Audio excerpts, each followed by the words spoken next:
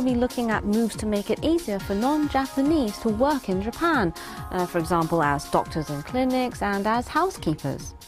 I know that it's part of a national growth strategy, and the government is hoping it'll be a big driver for the economy. Yes, that's right. And a major component is allowing foreign doctors who were previously restricted to big hospitals to work in smaller clinics and to help relieve the shortage of medical professionals in local communities. I know that there's a severe shortage of doctors in many small towns and villages, so easing those restrictions would certainly be welcomed by patients. I would believe so. And also in housekeeping, which is categorized as unskilled labor, non-Japanese can't work in the field in principle without a special permit.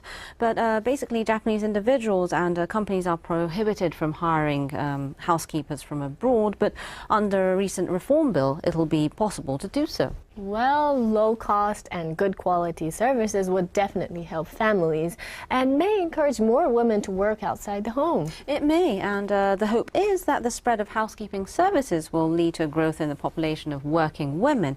And what's more, Japan is forecast to face a severe labor shortage in the near future, so securing enough workers in such fields is a critical issue. Well, in a previous program, we talked about how there will be a shortfall of 200,000 nursing care workers by 2025. So inviting more workers from overseas may be the first step towards a solution. It could be. And so how will these new rules be put to effect? Take a look.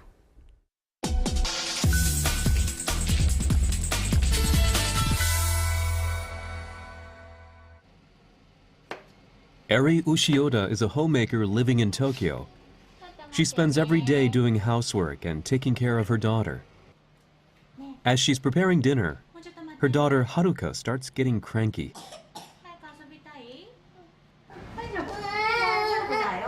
It's okay. Play with Mommy with the colored pencils. Until 3 years ago, Ms. Ushioda worked at a major financial institution. But after getting married, she quit her job. But recently, she's had a certain thought. I want to go back. I've always worked, so... She's been thinking of returning to work. So she began researching housekeeping services. The price is about 10,000 yen for 2 hours.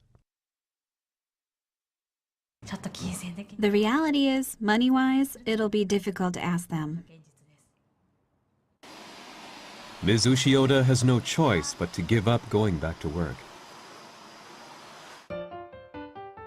Many people in Japan think that using housekeeping services is not realistic. According to one survey, the top reason for not using them is price. Prices average about 3,000 yen an hour. At the same time, potential demand is seen as growing, with families in which both husband and wife work become more prevalent.